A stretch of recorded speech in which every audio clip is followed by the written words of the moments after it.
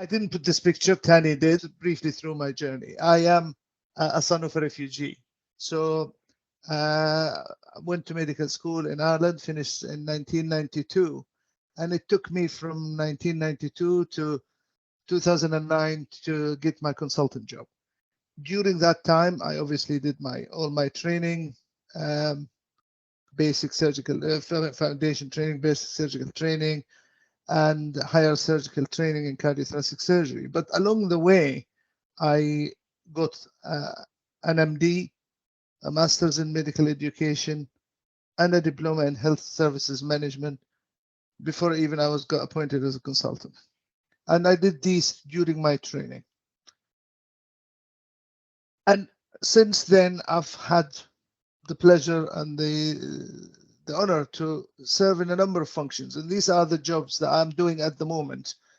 So I'm a lead for the NIHR in Yorkshire and Humber for cardiothoracic surgery. I'm also the cardiothoracic TBD for Yorkshire. I'm the Director of Surgical Skills for our trust, the Guardian of Safe Working for our trust. But I also have some national roles as I co-chair our Society of Cardiothoracic Surgery Research Subcommittee. I'm also on the SAC. The SAC is a Specialty Advisory Committee, which is a committee formed by the 4 Royal Colleges to oversee training and advise on training in each of the specialties. So each of the specialties, not just surgical specialties, medical specialties, would also have their own SAC. And within that SAC, I lead on the CSER applications and on curriculum implementation. Along the way, now I'm at a stage in my career where I wanted to become involved in charity work. So I became involved as a director of Palmed Academy, an educational academy for Palestinians to improve the standard of training and teaching for them. And also involved in the College of Surgeons of Edinburgh as surgical specialty board member, and in our society as the National Cardiac Surgical Tutor. What I know it's a long list, and it's not I'm showing off. It is actually trying to show you that you can start from nothing, and you can end up doing all these roles, very highly sought after and important roles. But the way to get to there is you need to understand where you want to go. And to understand that, you need to know the medical training pathways in the UK and the pathway that you want to take, and try and shorten that pathway as much as you can, and try and build your CV, build your experience to help you along that pathway. So you need to be aware if whichever specialty you want to go into or interests you, you need to understand the career pathway for that specialty. Then you need to go and understand what are the requirements to enter into this specialty, and then you need to start working on getting yourself ready for that specialty. There are many run-through training programs across the UK, and they make life easy because once you finish your foundation training, you enter the training program, and within 5 to 8 years, you can finish your training. And this might be something that appeals to some people, and you need to consider that. Or do you want to go into what is called decoupled training, where you have to do core surgical training and then higher surgical training? So to build your CV, you need to understand what you want to do and what are the requirements to do it, and then fulfill these requirements. This was mentioned by our previous speakers about the academic training pathway, which is something that you could consider as well. And she spoke very well about how to get into the academic pathway. One of the things I don't think was mentioned is this associate PI scheme, where you can be PI means principal investigator. Most of the studies here are run in different units, and a consultant normally is the principal investigator delivering a national study or an international study in a hospital.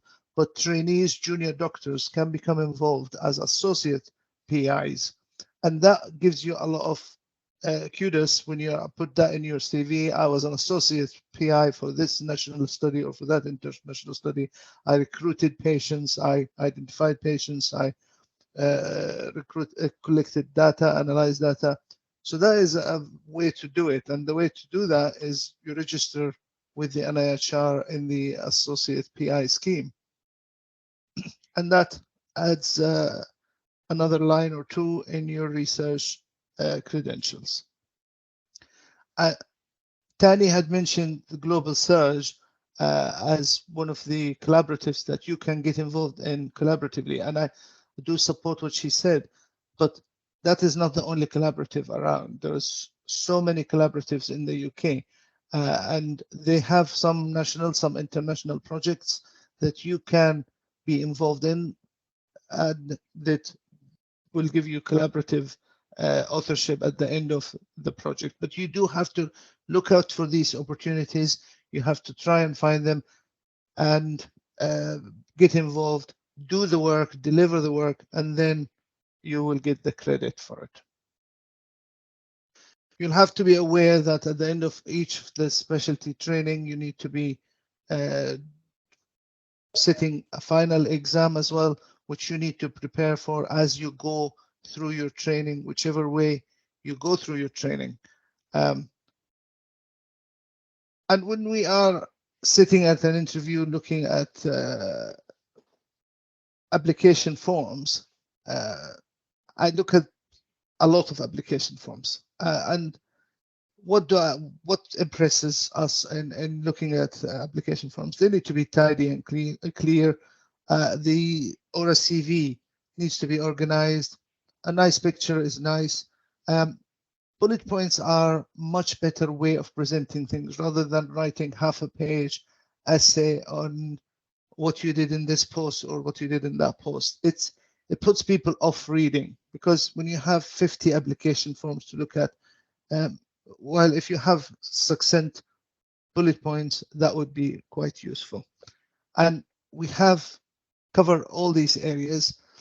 One of the areas you need to highlight in any application is your clinical experience.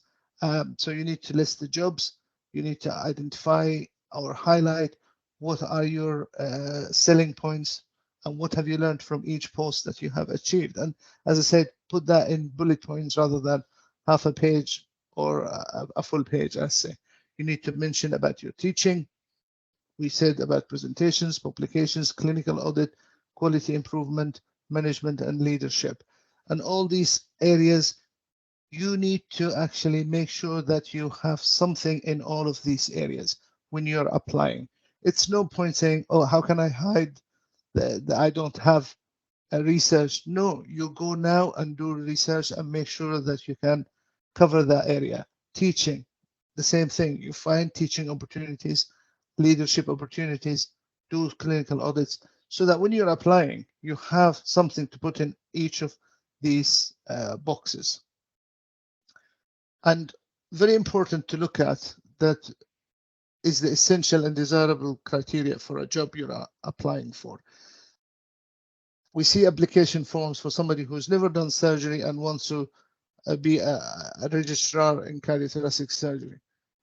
Obviously, they've not read the essential criteria that you have to have done core surgical training and some experience in cardiac surgery or cardiothoracic surgery. Try not to have any gaps in your CV. And by saying this now, in the UK, there's Foundation 1 and 2, and it's become very fashionable to do an F3 year. And now some people are doing an F4 year, basically just doing locums or doing nothing. I think it's much better if you do something with that year. If you want to do a clinical teaching fellows, a lot of the medical schools now have clinical teaching fellows. If you want to do a clinical research fellow job, if you want to do something with that year rather than just having it as an F3. And highlight any exceptional achievements you have had during your career, honors degrees, any outstanding achievements. Make sure you do highlight them and mention them. At the interview, Rafida has mentioned the importance of communication, and it is vital that you communicate clearly. You talk when you're asked, we do come across people who just freeze at interviews. You need to be able to deal with that by practicing interviews with colleagues, with friends. So when not to freeze and not to start yes, no answers. You need to be able to talk, and but talk about what is being asked of you at the interview, not something else what you think should be asked, but what is being asked.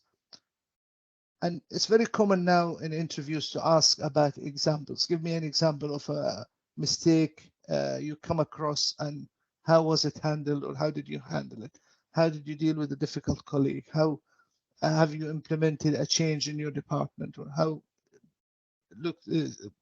So examples. So have examples for the common kind of questions when you're going for an interview. We obviously look at if the candidate has the relevant experience. We mentioned good communication skills. Do they fit into the department? Is it somebody that we would want to have in the department? And also, is there potential to develop this doctor and get them to succeed in whatever career plan they have? Obviously, when you're applying, don't overdo it, don't exaggerate, because it becomes obvious if somebody exaggerates. But don't be too modest either, in the sense downplaying your achievements, or not actually highlighting the things that you have done. Don't put the wrong things in the wrong place. That happens quite commonly. And don't leave blank spaces. And the way to not leave blank spaces is to make sure that you have done the work even before you start thinking about applying in all of the areas that were highlighted during this webinar today. At the interview, you need to look smart, turn up on time, listen to the question, and structure your answer. So try not to have haphazard answers. You go here and there and everywhere with the answer. Take few seconds to structure the answer in your head for any question you're given, and then try and give a structured answer. It will flow better for you, and will also give a good impression to the interviewers. A lot of the interviews are being done through virtual interviews nowadays. So make sure you are familiar with the technology. Make sure that if it's going to be on a Zoom, you understand what Zoom looks like, how to share a presentation. At Microsoft, the same thing. Whatever it is, familiarize yourself with the technology. Because if you come to the interview and then you cannot manage the technology, it's going to be annoying to the interviewers. They have few people to interview. It's going to delay everybody. You're going to get flustered. You're going to get upset, annoyed, and you're not going to perform as well as you could on the day. Always be aware of where you're applying to, the department, who works in the department, what does the department do, what does the hospital do, and be able to talk about that, because you might be asked a question about what do you think of this thing in this hospital or that thing in this hospital, and you need to know about that. And at the end of your training, you are aiming to either become, if you manage to get into a training position, you go through the specialist you complete your training and get a certificate of completion of training. However, if you don't get into a training position, you need to structure your training or your experience to get you to a stage where you could apply for a CSER application or a CE GPR for a GP position.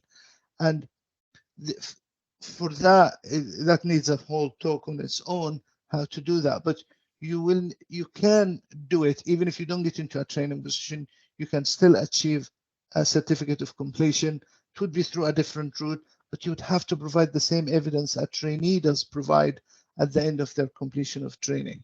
And you need to be collecting the evidence as you go along, and not leave it to the last minute to start getting the evidence to demonstrate